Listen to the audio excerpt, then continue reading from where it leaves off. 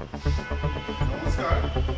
Paschimbanga primary agriculture credit society permanent employees সংগঠনের পক্ষ থেকে আমরা হাওড়া জেলার কমিটি হাওড়া রেঞ্জের এয়ারসিএস ম্যাডামের কাছে আমাদের সমবায় কর্মচারীগণ কিছু দাবি দেওয়া নিয়ে আমরা ডেপুটেশন করলাম।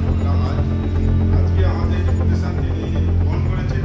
সেই ডেপুটেশনের আলোচ্য বিষয় ছিল আমাদের যে ব্যাংক কর্মচারী তাদের পে স্কেল যাতে আমরা দাবি প্রতিষ্ঠা করতে পারি, সেই দাবি সংগঠনের তরফ থেকে আমরা সেখানে পেশ করেছিলাম। তিনি সেই পে স্কেলের দাবি তিনি উদ্যোগন কর্তৃপক্ষের নিকট পাঠাবেন এবং তিনি কথা দিয়েছেন যে যাতে ট্যাক্সের কর্মচারীরা আর্থিকভাবে স্বনির্ভর হয় এবং আপডেট কর্মচারীরা স্কেলের বা অ্যাডপ্টের যে পাচ্ছে সেটা আপডেট নিয়ে পে স্কেল চালু করা যায় তার জন্য তিনি নিবেদন কর্তৃপক্ষের কাছে সেই দাবিপত্র প্রেরণ করবেন।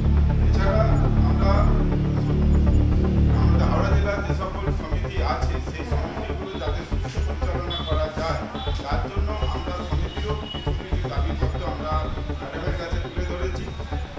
সেখানে এসএইচজির ইন্টারেস্ট সাবভেনশন আপডেট দেওয়া, সিএইচসি সিএসপি তার সাবসিডি যাতে সমবায়রা পায়, এইসব দাবি আমরা কিন্তু ম্যাডামের কাছে তুলে ধরেছি।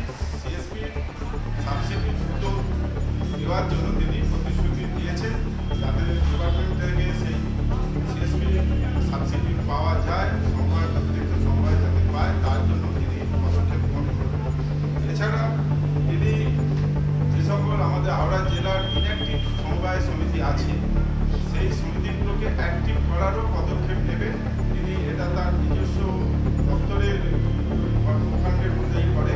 তিনি আমাদের কথা দিয়েছেন সেই ইনঅ্যাক্টিভ সোসাইটিগুলোকে অ্যাক্টিভ করার জন্য তিনি পদক্ষেপ গ্রহণ করবেন।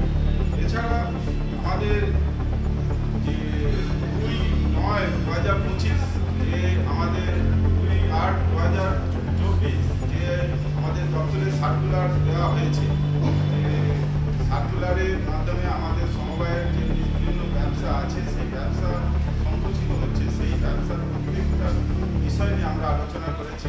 সেখানে সমিতির যে সিকিউর লোন 1 লাখ টাকা লিমিট করা হয়েছে সেটা যাতে বাড়ানো যায়, এসএইচজি রিফিনান্স নেওয়ার ক্ষেত্রে 100% যে সিকিউরিটি মানি জমা করার কথা আছে সেই সিকিউরিটি মানি যাতে জমা করা